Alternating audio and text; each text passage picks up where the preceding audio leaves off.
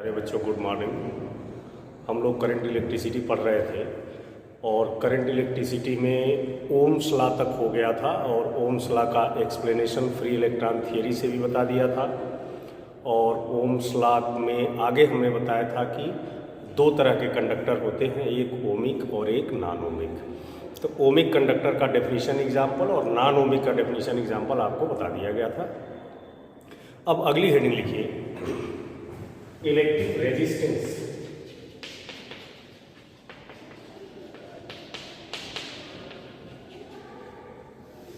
Ohm's law में आपको बताया गया था कि V is directly proportional to I, और प्रोपोर्शनलिटी हटाया था हम लोगों ने तो एक कांस्टेंट R लगा दिया था, तो हो गया था V is equal to I R या R is equal to V upon I।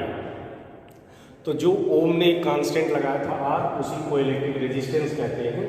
और इलेक्ट्रिक रेजिस्टेंस के विषय में थोड़ी सी बात हम लोग पढ़ ली जाए। यदि आपसे कहा जाए इलेक्ट्रिक रेजिस्टेंस होता क्या है, तो इलेक्ट्रिक रेजिस्टेंस का सिंपल सा डेफिनेशन बता दीजिए कि किसी कंडक्टर की वो प्रॉपर्टी जिसके कारण वो अपने भीतर फ्लो होने वाली करंट का अपोज करता है, उसी को हम इलेक्ट्रिक रेजिस्टेंस कहते हैं। यानी such property of conductors due to which they have tendency to oppose the flow of current is called electric resistance. It is denoted by capital R। किसी चालक का वह गुण जिसके कारण वह अपने भीतर बहने वाली धारा का विरोध करता है, इसी गुण को हम वैद्युत प्रतिरोध या इलेक्ट्रिक रेजिस्टेंस कहते हैं। इलेक्ट्रिक रेजिस्टेंस निकालने का आपके पास दो फार्मूला है, एक R is equal to V upon I और दूसरा R is equal to ml upon Ne square k top. इन दो फार्मूले में से किसी से भी हम इलेक्ट्रिक रेजिस्टेंस निकाल सकते हैं। इलेक्ट्रिक रेजिस्टेंस का ये फार्मूला ओम्स लॉ से आया है और इलेक्ट्रिक रेजिस्टेंस का ये जो फार्मूला है ये फ्री इलेक्ट्रॉन थियरी से आया है। तो यदि आपसे कहा जाए कि फ्री इलेक्ट्रॉन थियरी द्वारा दिया हुआ रेजिस्टेंस का फार्मूला लिखिए, तो आप ये लिखेंगे, और ओम्स लॉ द्वारा दिया गया रेजिस्टेंस का फार्मूला लिखना हो तो ये लिखेंगे। यानी ये ओम्स लॉ से रेजिस्टेंस का फार्मूला आया है और ये फ्री इलेक्ट्रॉन थियरी से आया है। ठीक है।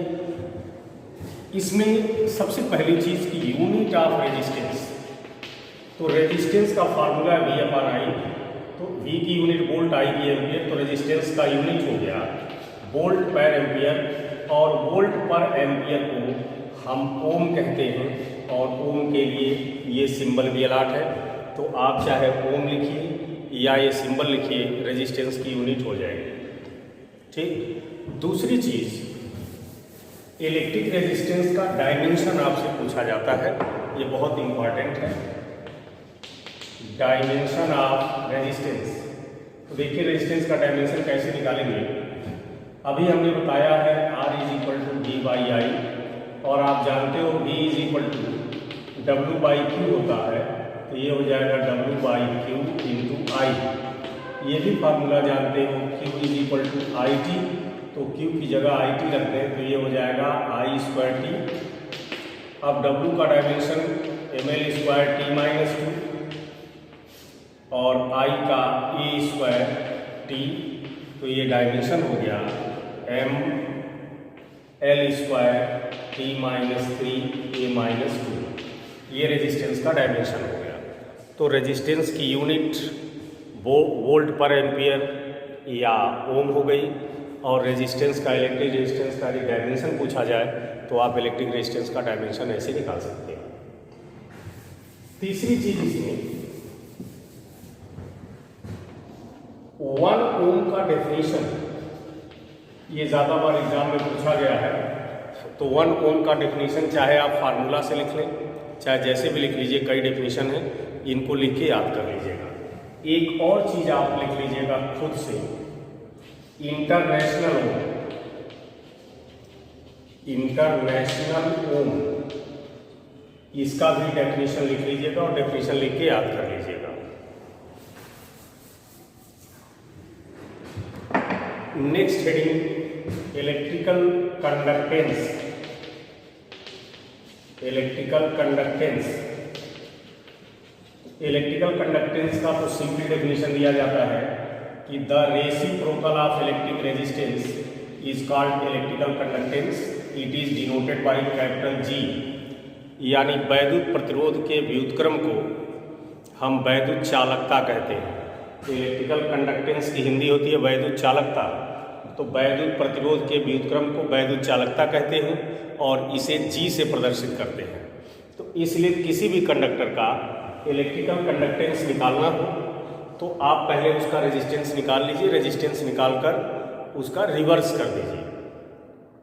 अब रेजिस्टेंस निकालने के हमने बताया आपको दो फार्मूला मैंने दिया है, एक ओम्स बताया है, एक ओम्स लॉ से V/V/I और एक फ्री इलेक्ट्रॉन थियरी से mL/ne²A²।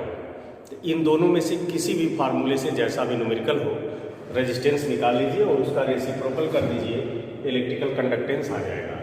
इलेक्ट्रिकल कंडक्टेंस की यूनिट R की यूनिट ओम होती है, तो ये हो जाएगी ओम इनवर्स, या ओम इनवर्स को हम मो भी कहते हैं, इसको हिंदी में मो पढ़ा जाता है। ठीक है, तो इलेक्ट्रिकल कंडक्टेंस ये छोटे छोटे डेफिनेशंस हैं, इनको आप याद कर लीजिएगा। इस पे न्यूमेरिकल भी आते हैं, इनके डेफिनेशंस भी आते हैं, इनके यूनिट भी पूछे जाते हैं। अगला हेडिंग लिख लें, स्पेसिफिक कंडक्टेंस, स्पेसिफिक रेजिस्टेंस या रेजिस्टिविटी।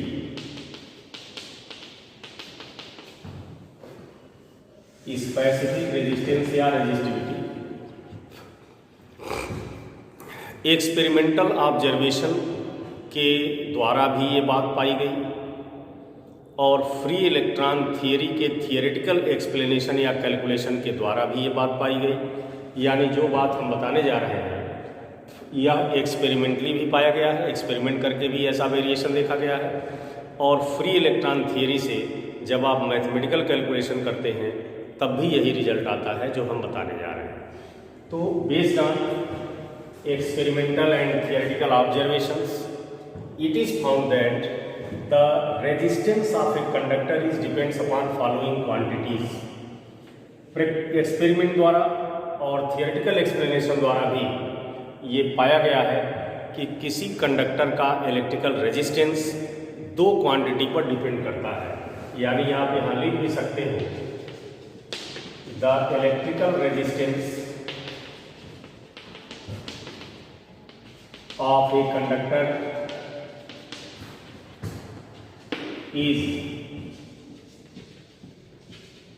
depends upon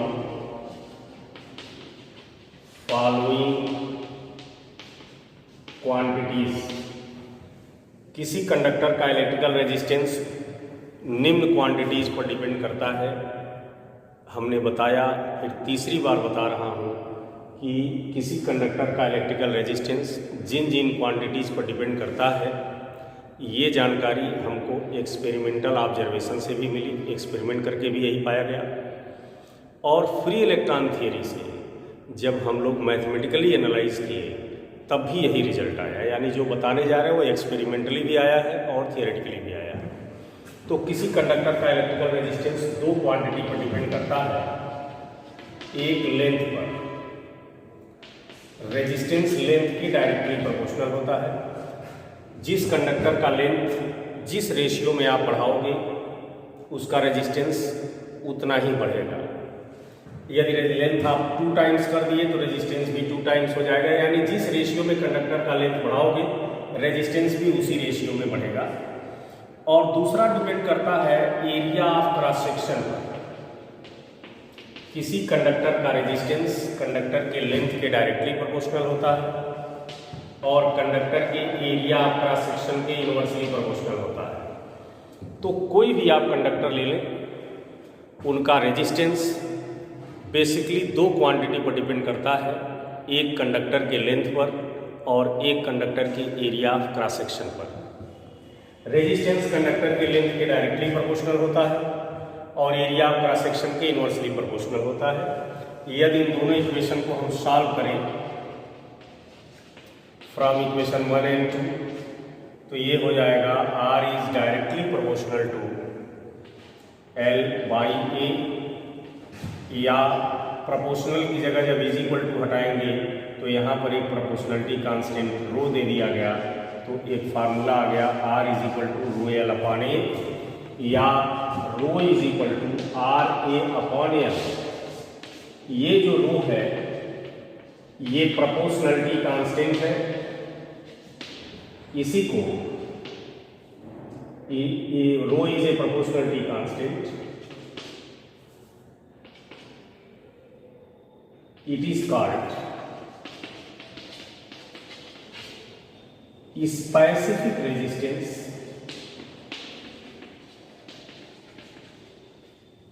और रेजिस्टिविटी।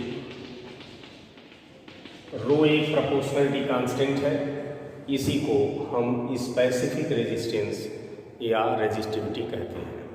तो यहाँ पर एक नई क्वांटिटी आपके परिचय में आई, स्पेसिफिक रेजिस्टेंस या रेजिस्टिविटी, और ये आई है रेजिस्टेंस के डिपेंडेंसी रिलेशन से। तो हम लोग इस रीडिंग में स्पेशली इसी की चर्चा करेंगे। तो यहाँ तक हमको लग रहा है आप समझ गए होंगे, ये 10th में भी आप पढ़े हो कि किसी कंडक्टर का रेजिस्टेंस केवल दो क्वांटिटी पर डिपेंड करता है, एक कंडक्टर के लेंथ पर और दूसरा एरिया ऑफ क्रॉस सेक्शन पर। रेजिस्टेंस कंडक्टर के लेंथ के डायरेक्टली प्रोपोर्शनल होता है, एरिया ऑफ क्रॉस सेक्शन के इनवर्सली प्रोपोर्शनल होता है। यानी जिस कंडक्टर की एरिया ऑफ क्रॉस सेक्शन जितनी ज़्यादा होगी, कंडक्टर जितना मोटा होगा, उसका रेजिस्टेंस उतना ही कम होगा, और लेंथ जितना ज़्यादा होगा रेजिस्टेंस उतना ही ज़्यादा होगा। और इन इक्वेशन को हमने सॉल्व किया तो एक नई क्वांटिटी आ गई रो, जिसे हम स्पेसिफिक रेजिस्टेंस या रेजिस्टिविटी कहते हैं। इसी हेडिंग की चर्चा थोड़ी सी और कर ली जाए।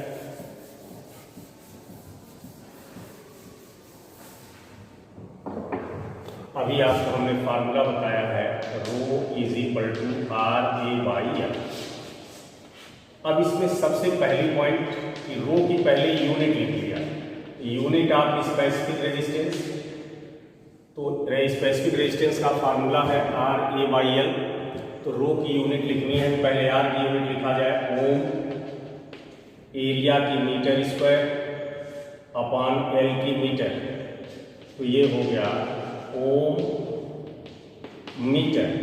तो यदि स्पेसिफिक रेजिस्टेंस या रेजिस्टिविटी की आपसे यूनिट पूछी जाए तो रेजिस्टिविटी की यूनिट होती है ओम मीटर। ठीक। दूसरा पॉइंट, इसका डायमेंशन निकाला जाए।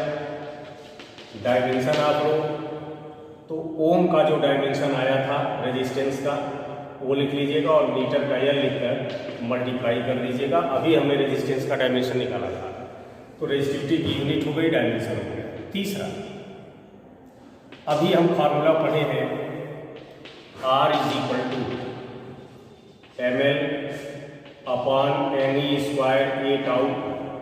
इस फार्मूला में आप L को इधर कर दीजिए, A को इधर कर दीजिए, तो ये हो जाएगा RA upon L is equal to, यहाँ बचेगा M upon NE square tau.